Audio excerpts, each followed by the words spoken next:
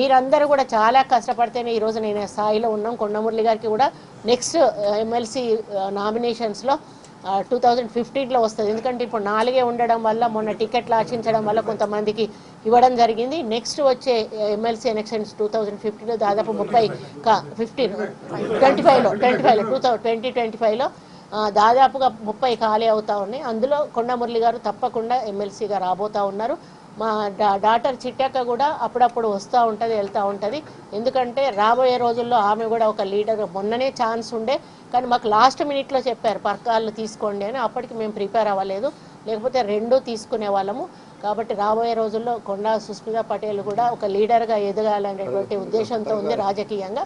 తను కూడా వచ్చి ప్రజల సమస్యలను విట్టు వాళ్ళ సమస్యలను అధికారిక సమస్యలు కాకుండా ప్రైవేట్ సమస్యలు, ఎందుకంటే అధికారికంగా చేయాలి అంటే ఒక అధికారం ఉండాలి. మిగతా సమస్యలను తను తీసుకొని తన బాధ్యతగా పరిష్కరించే దిశగా తీసుకుంటుంది. అదేవిధంగా తను ఏదైతే అన్నదో ఎంప్లాయ్మెంట్ జనరేషన్ అనేది తప్పకుండా ఎంప్లాయ్మెంట్కు క్యాంప్స్ పెడుతుంది, ఎంప్లాయ్మెంట్ జనరేషన్ చేస్తుంది.